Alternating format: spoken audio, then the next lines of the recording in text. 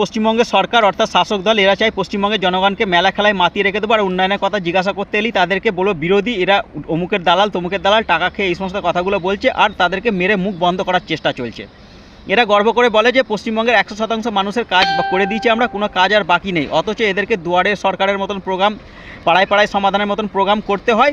আর সেখানে গেলে বোঝা যায় না যে এগুলো একটা সরকারি প্রোগ্রাম, যেন মনে হয় তোলামূলের কোনো একটা পলিটিক্যাল প্রোগ্রাম চলছে। আচ্ছা, সরকারের বসে কাজ করার জন্য কাজের জায়গা রয়েছে, সেখানে অফিসাররা যদি ঠিকঠাকভাবে যদি কাজ না করে, এই জনগণের ট্যাক্সের টাকায় মেলা খেলা করে এই প্রোগ্রাম করে সেখানে কাজ হয়ে যাবে বলে মনে হয়? এরা গর্ব করে বলে যে 1 সপ্তাহে 1 কোটি মানুষের আমরা সাড়া পেয়েছি। 1 সপ্তাহে 1 কোটি মানুষের যদি সাড়া পেয়ে থাকেন, এটা যদি গর্ব করে বলে থাকেন, তাহলে শুভেন্দু অধিকারী ভুল কিছু বলেনি, এটা একটা প্রাইভেট কোম্পানি একটা।